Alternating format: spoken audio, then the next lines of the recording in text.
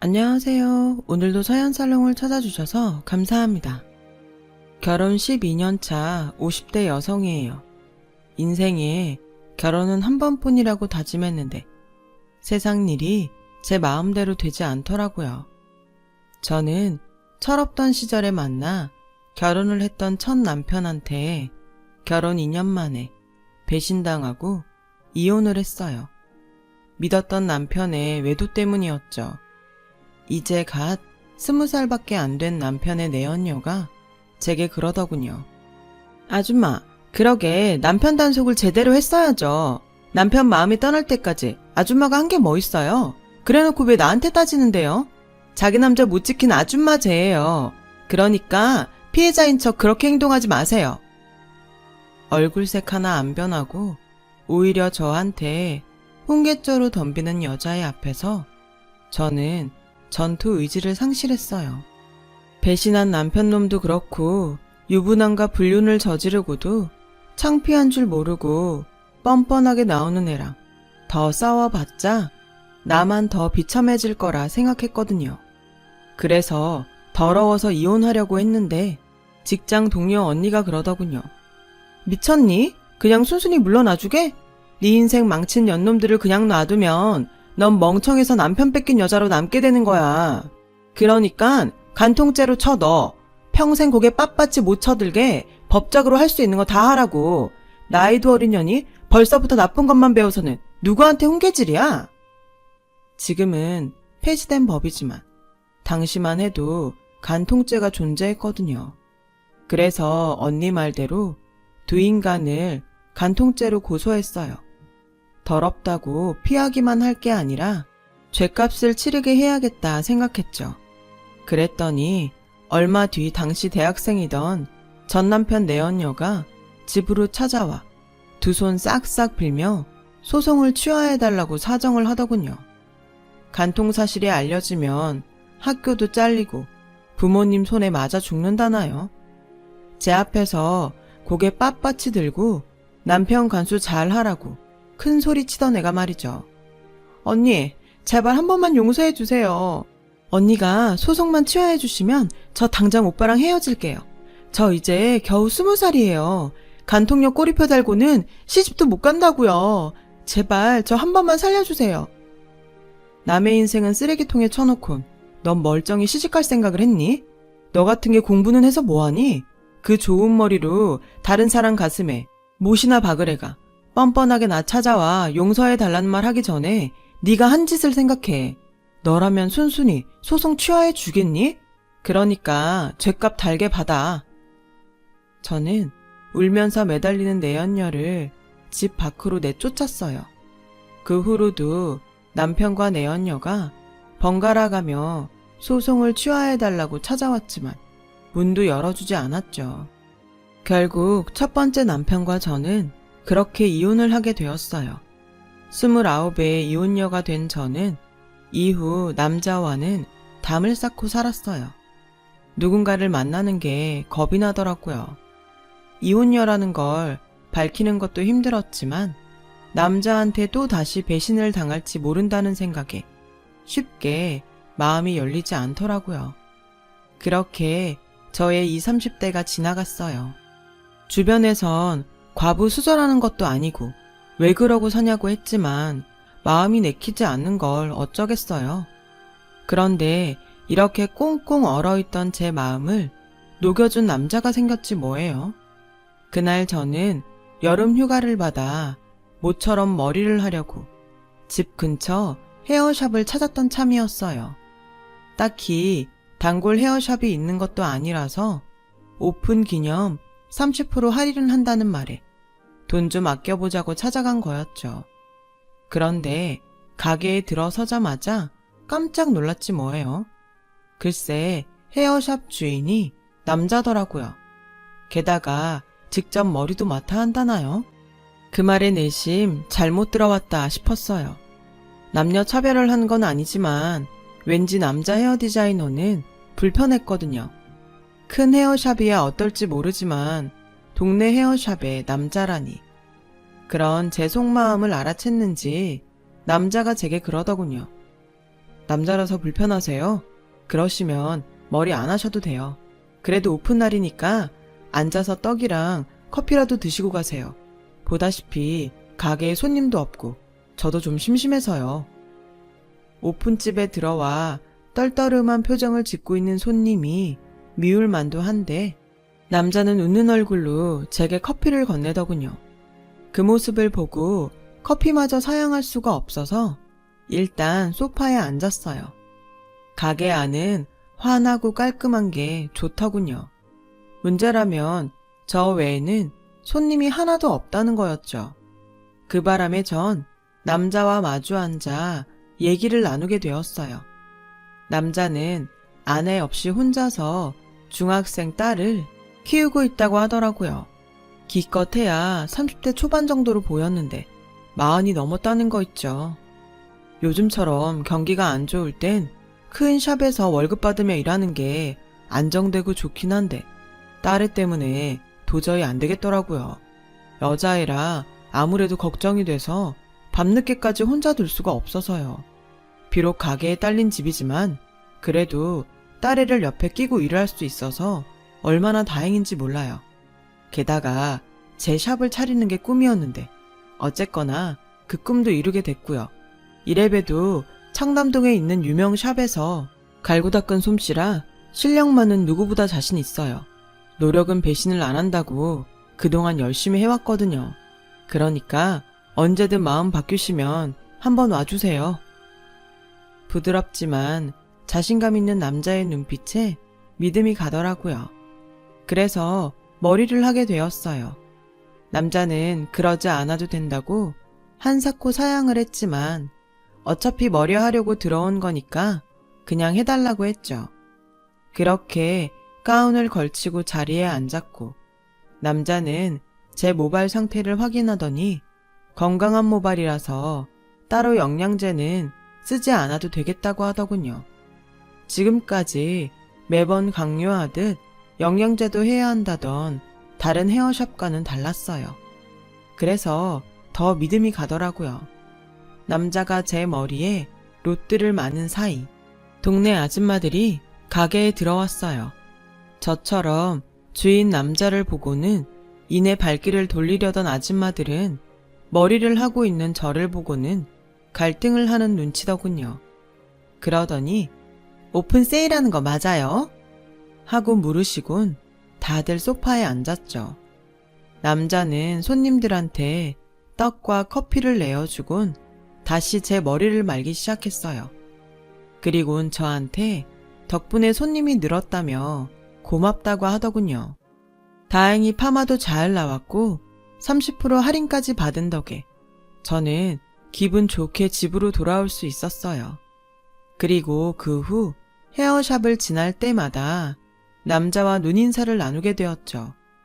오픈한 지 얼마 안 돼 남자의 헤어샵은 동네 사랑방이 되었어요. 가격도 적당하고 무엇보다 정직하게 장사를 한다는 걸 다들 알았으니까요. 그렇게 3개월쯤 지난 어느 날이었어요. 퇴근 후 친구랑 영화를 보고 오느라 11시가 다 돼서야 집에 오게 되었는데 헤어샵에 불이 켜져 있더라고요. 평소 같으면 불이 꺼져 있을 시간이라 전면 창 너머로 안을 훑어봤는데 글쎄 안에서 남자가 중년 여성이랑 싸우고 있더라고요. 중년 여성은 남자의 멱살을 쥐고 흔들며 고래고래 소리를 치고 있었어요. 엄마가 딸이랑 살겠다는데 네가 무슨 상관이야. 내 딸 내놔. 내놓으라고. 그러고 보니 남자가 혼자 딸을 키우고 있다고 했던 말이 생각났어요. 아내에 대한 말이 없길래 내심 사별한 게 아닐까 생각했는데 대화 내용을 들어보니 이혼을 한 거였더라고요. 괜히 남의 일에 끼어들기 싫어서 저는 그대로 집으로 돌아왔어요. 샤워를 하고 TV 앞에 앉았는데 마침 맥주 광고가 나오더라고요. 그걸 보니 어찌나 맥주가 땡기던지 금요일 밤이라 다음날 출근 걱정도 없고 해서 집 근처 편의점에 맥주를 사러 나갔어요. 그런데 남자가 편의점으로 들어오더군요. 남자는 제 손에 들린 캔맥주를 보더니 같이 한잔 하겠냐고 했죠. 그래서 우린 편의점 앞에 놓인 야외 테이블에 앉아 맥주를 마셨어요. 남자는 말없이 연거푸 맥주를 마셨어요. 그가 부인이랑 싸우는 걸 본 저는 왠지 남자가 가엾게 느껴지더라고요. 그래서 저도 모르게 툭 말이 나와버렸죠. 기운 내세요. 제 말에 남자는 놀라는 표정이었어요. 그 순간 내가 실수를 했구나 싶었죠. 사실은 아까 가게 앞을 지나다가 아내분이랑 다투시는 걸 봤어요. 남자는 잠시 말이 없더니 그러더군요. 3년 전에 이혼했어요. 애엄마가 저랑은 더는 못 살겠다고 그러더라고요. 저랑 사는 게 재미가 없다나요? 알고 보니까 남자가 생겼더라고요. 그런데도 전 아내를 붙잡았어요. 초등학생인 딸아이 때문에요. 부부 사이야 끝이 났지만 적어도 딸애한테만큼은 상처를 주고 싶지 않았거든요. 그런데 그 후로도 아내는 변하지 않더라고요. 제가 일하러 나간 사이에 아이가 있는데도 집으로 남자를 불러들였더라고요. 딸애가 울면서 저한테 그 얘기를 하는데 더는 안 되겠다 생각했어요. 그래서 바로 이혼을 했어요. 그런데 얼마 전부터 딸애를 내놓으라고 저렇게 난리를 피우네요. 아무래도 애는 엄마 손에 자라는 게 나을 것 같아서 저도 그럴까 했는데 주변에 알아보니 애 엄마가 빚 때문에 양육비를 빌미로 저한테 돈을 뜯으려고 하는 것 같더라고요. 저야 어찌됐건 간에 딸애만 잘 키워준다면 무슨 걱정이겠어요. 그런데 여전히 남자 문제도 복잡하고 워낙 술 마시고 노는 걸 좋아해서 도저히 안 되겠더라고요. 오늘만 해도 돈 300 지어주니까 더는 딸의 얘기도 안 꺼내겠다며 바로 돌아가지 뭡니까? 이런 여자한테 딸애를 맡길 생각을 했던 제가 한심하더라고요. 저는 29에 이혼을 했어요. 남편한테 여자가 생겼었거든요. 그 사실을 확인하기까지 몇 달 동안 미친 여자처럼 살았어요. 남편 휴대폰 통화 내역을 살피고 옷에 붙어있을지 모를 머리카락을 찾아대고 남편을 미행한 게 한두 번이 아니었어요. 그러다 막상 내연녀를 만나고 보니까 아무 말도 못하겠더라고요. 너무 어리고 예뻤거든요. 남편은 아직 이런 여자를 만날 수 있을 정도로 매력이 있는데 나는 나이보다도 훨씬 늙어 보이고 외모도 형편없다는 생각이 들어서 철회항하더라고요. 배우자의 외도보다도 내가 더 이상 여자로서 매력이 없다는 사실이 더 서글펐어요. 그렇지 않아요. 충분히 매력적이세요. 처음 저희 샵 문을 열고 들어왔을 때 심장이 멈추는 줄 알았거든요. 남자는 수줍게 고백하듯 말했어요. 그 모습에 그동안 잊고 있었던 연애 감정이 살짝 올라오더라고요. 그날부터였어요. 제가 이 남자한테 호감을 느낀 거는요. 하지만 한번 실패를 했던 처지라 쉽게 마음이 가는 대로 움직일 수는 없었어요. 그래서 여전히 손님과 헤어 디자이너 사이를 유지하며 지냈죠. 그런데 생각지 않게 기회가 왔어요. 당시 중학교 1학년이던 남자의 딸애가 생리를 시작한 거예요. 생리용품에 대해 무지한 남자는 제게 전화해 도움을 청했죠. 저는 근처 속옷 가게에 들러 위생 팬티를 사고 슈퍼에서 용도별 생리대를 사서 남자의 헤어샵으로 갔어요.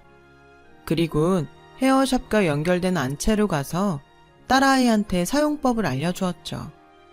그 일로 남자와 가까워진 건 물론이고 딸애와도 가까워졌어요. 한창 엄마 손이 필요한 때라 더욱 그렇게 되었죠. 이후 속옷도 직접 골라주고 아빠와 하기 힘든 고민 상담도 해주며 딸애와 많이 가까워졌어요. 남자와의 재혼 이야기를 먼저 꺼낸 것도 바로 딸애였어요. 그렇게 딸애의 전폭적인 지지를 받으며 우리는 만난 지 2년 만에 재혼을 하게 되었어요. 주변에선 남의 애 키우는 게 쉬운 일이 아니라며 걱정을 했지만 다행히도 딸애는 저를 잘 따라주었어요. 사춘기 때라 반항을 할 법도 한데 부모의 이혼으로 일찍 철이 들어서 그런지 다른 집 애들 같지 않게 순탄하게 잘 자라주었어요. 저와는 친구 사이 같은 모녀관계였죠. 재혼 가정이지만 서로 비슷한 이유로 실패를 했던 경험이 있어서 그런가 우리 부부는 그 흔한 부부싸움 한 번 없이 10년 넘게 결혼 생활을 이어갔어요. 그 사이 딸애는 대학을 졸업하고 번듯한 회사에 취직도 했고 대학생 때부터 만나온 남자와 결혼 얘기가 오가게 되었어요. 재혼 가정이라 시댁 어른들이 싫어하지 않을까 걱정을 했는데 다행히 그 문제로 별 말이 없어서 내심 다행이다 싶었죠. 그런데 생각지도 않은 문제가 터지고 만 거예요. 글쎄 남편의 전 부인이 헤어샵으로 찾아왔더라고요. 엄연히 생모가 살아있는데 계모가 부모 자리에 앉는 게 말이 돼? 내가 배 아파 낳은 딸이야. 당신이 뭔데 엄마 자리를 탐내? 다짜고짜 결혼식 날 신부 측 부모 자리에 앉겠다며 생떼를 쓰는 전부인 탓에 남편과 저는 골머리를 앓게 되었죠. 안 그래도 시댁에 책 잡힐까봐 걱정이라 더더욱 그랬어요. 그래서 딸아이를 생각해서라도 제발 마음을 돌려달라고 사정을 했죠. 그랬더니 전부인이 그러더라고요. 좋아요. 그럼 우리의 혼수는 내가 직접 준비하게 해주세요. 엄마로서 그 정도는 해주고 싶네요. 전부인의 뜻밖의 제안에 저는 솔직히 감동했어요.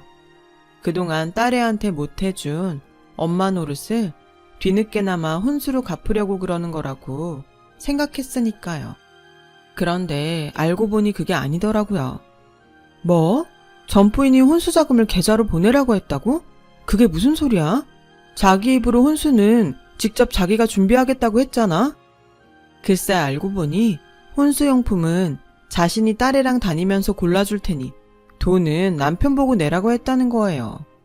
딸애한테 혼수 비용을 자기가 대주는 걸로 해주면 결혼식장엔 얼씬도 안 하겠다나요? 딸한테 생색은 자신이 내고 돈은 우리한테 내라 이거죠. 괘씸하기는 했지만 딸애를 위해서 우리 부부는 그러기로 했어요. 남편은 이 일로 제게 많이 미안해했어요. 당신이 나한테 미안할 게 뭐야. 그 여자가 염치 없는 거지. 그 여자 심보는 고약하지만 그래도 우리 딸 책 안 잡히게 해주자고. 우리 부부는 전부인 요구대로 딸애한텐 친모가 혼수를 해주는 걸로 얘기했어요. 그 말에 딸애는 많이 놀라면서도 감동한 눈치더라고요.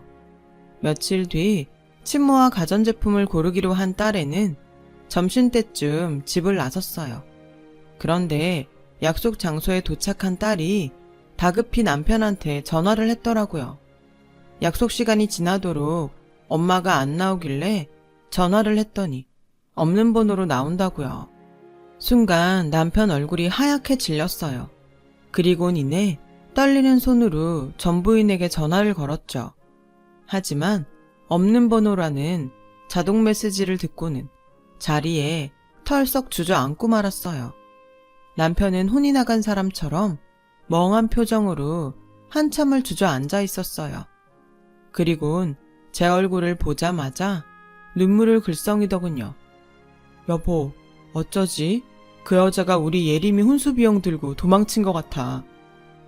남편 입을 통해 그 얘기를 듣는데 순간 우라가 치밀더군요. 하지만 돈보다는 남편이 걱정이었죠. 그래서 분한 마음은 꾹꾹 누르고 남편부터 다독였어요. 괜찮아. 그 돈 없다고 우리가 당장 어떻게 되는 것도 아니잖아. 기운 내요. 일단 내가 예림이 만나서 혼수 장만부터 할 테니까 당신은 아무 걱정하지 말고 정신 차려요. 알았죠? 그 길로 저는 딸애가 있는 약속 장소로 달려가 예정대로 가전제품을 골랐어요. 급한 대로 카드로 긁고 며칠 뒤 대출을 받아 혼수 비용을 마저 채웠어요. 딸애한테는 친모한테 일이 생겨서 혼수 비용만 건네주고 갔다고 둘러댔죠. 딸의 가슴에 못 박기 싫어서 그렇게 둘러댄 거였는데 이제와 생각하니 그때 솔직히 말할 걸 그랬다 싶더라고요. 아무튼 우여곡절 끝에 딸애는 무사히 결혼식을 올릴 수 있었고 그 후로 전 부인한테는 연락이 없었어요. 그러다 2년이 지난 어느 날 전 부인이 딸애한테 연락을 했더라고요. 딸애는 우리 부부가 걱정할까봐 쉬쉬하고 있었는데 추석 때 모처럼 모여서 밥을 먹는 자리에서 사위가 딸애 몰래 그 얘기를 하더라고요. 많이 아프신 모양이더라고요. 예림이가 그러는데 병원에서 수술도 안 되고 딱히 치료제도 없다고 했대요. 근데 요양원 얘기를 하시더래요. 병원에서 가망이 없다던 분들도 그 요양원에서 완치되셨다면서 요양원비가 없으시다고 자꾸 예림이한테 돈을 보내달라고 그러세요. 아, 이 여자가 이제는 하다하다 딸한테 목숨을 담보로 돈을 요구하고 있더라고요. 그 얘기를 듣자마자 남편은 들고 있던 젓가락을 집어 던졌어요. 마침 그때 화장실에서 돌아온 딸은 평소와 다른 아빠의 모습에 놀랐고요. 예림이 너 그 여자랑 연락하니? 너한테 요양원비 해달라고 협박했다며. 왜 아빠한테 그 얘기 안 했어? 그런 일이 있었으면 아빠한테 말을 했어야지. 당장 그 여자 번호 대. 어서. 아빠, 진정하고 내 얘기 좀 들어봐. 아무리 아빠하고 남남이 됐다지만 그래도 나한테는 엄마야. 엄마 나 결혼할 때 없는 살림에 혼수 비용까지 챙겨줬는데 나도 엄마한테 뭐라도 해줘야지. 게다가 시한부 판정까지 받았다잖아. 엄마 이렇게 죽으면 나 미안해서 못 살아. 그러니까 엄마에 대한 아빠 감정 나한테까지 강요하지는 마. 그 여자가 자기 입으로 그러든 없는 살림에 네 혼수 비용까지 됐다고? 애초에 그 여잔 돈 한 푼 낸 적 없어. 네 혼수 비용 된 건 이 사람이야. 오히려 기껏 마련한 네 혼수 비용을 그 여자가 들고 날라서 여기 이 엄마가 대출받아 다시 마련한 거라고. 그래놓곤 이제 와서 딸한테까지 그런 거짓말을 해? 남편을 통해 혼수 비용에 대한 전말을 들은 딸애는 믿을 수 없다는 표정이었죠. 다른 사람은 몰라도 자기를 낳아준 친모가 딸 혼수 비용을 훔쳐 도망갔다는 걸 어떻게 믿겠어요. 그래?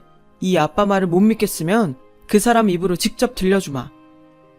남편은 딸애를 시켜 전 부인한테 돈을 줄 테니 만나자고 연락을 했어요.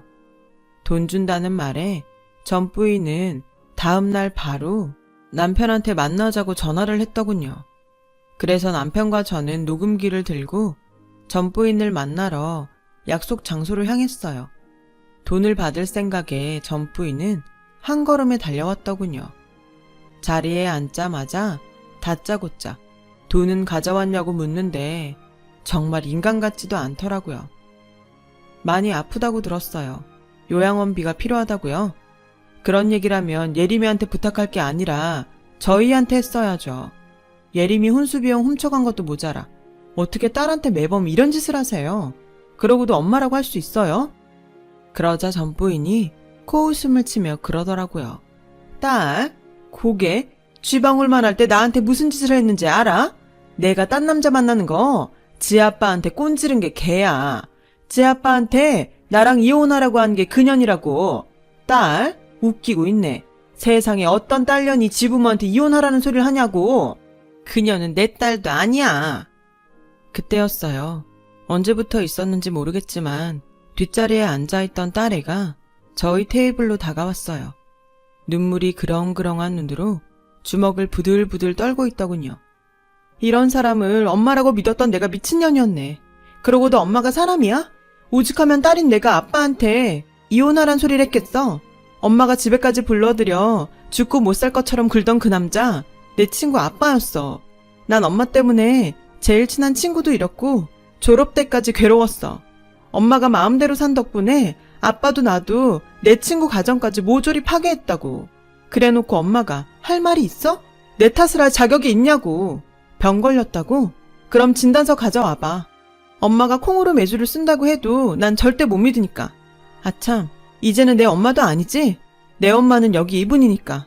경고하는데 앞으로 우리 엄마 아빠한테 돈 뜯어낼 생각 꿈에도 하지 마. 내가 지구 끝까지 가서라도 뜯어 말릴 테니까. 딸애는 우리 부부 손을 끌고 밖으로 나왔어요. 그리곤 제 품에 안겨 한참을 울더군요. 아이처럼 엉엉 우는 딸애를 보니 가슴이 무너지는 것 같았어요. 남편과 제가 딸애한테 너무 모진 짓을 한 것 같았거든요. 그래서 우리 부부도 많이 울었어요. 하지만 우리 부부의 걱정과 달리 딸애는 오히려 지금이라도 친모의 본심을 알게 돼서 다행이라고 하더군요. 안 그랬더라면 앞으로 무슨 일이 있을 때마다 질질 끌려다녔을 거라고요. 비 온 뒤 땅이 굳는다고 그 일이 있고 우리 가족은 더 끈끈해질 수 있었어요. 이제야 진짜 가족이 된 것처럼 말이죠. 그런데 얼마 뒤 충격적인 소식이 들려왔지 뭐예요. 그건 바로 전 부인의 죽음이었죠. 죽을 병에 걸렸다며 딸애와 우리 부부에게 돈을 뜯으려 했던 전 부인이 정말 시한부 판정받고 세상을 떠난 거예요. 물론 자신이 죽을 병에 걸렸다는 건 죽을 때까지도 몰랐다더군요. 소화도 안 되고 급격히 살이 빠지길래 병원에 찾아가 검사를 받았고 검사 결과가 나오기 불과 며칠 전에 세상을 떠나고 만 거였죠. 딸애와 우리 부부는 충격에 휩싸였어요. 사람이 죽고 사는 게 정말 한순간이란 생각이 들더군요. 어쩌면 마지막까지 우리를 찾아와 그런 악독한 짓을 벌였던 건 딸애와 정을 떼기 위해 그랬던 건 아닐까 하는 생각도 들었어요. 한때는 정말 많이 미워했던 사람이지만 이렇게 세상을 떠나고 보니 불쌍하다는 생각이 들더라고요. 아내로서 그리고 엄마로서 조금만 더 진정어린 모습을 보였더라면 그래도 마지막 가는 길이 지금보다는 덜 외롭지 않았을까 하는 생각이 들어서요. 그리고 지금 옆에 있는 가족들이 새삼 더 소중하게 느껴지더라고요. 삼가 고인의 명복을 빌면서 제 사연을 마칩니다. 감사합니다. 여러분, 사연 댓글에 응원과 현명한 조언 부탁드려요. 좋아요와 구독은 저에게 큰 힘이 됩니다. 오늘도 좋은 일 가득하세요.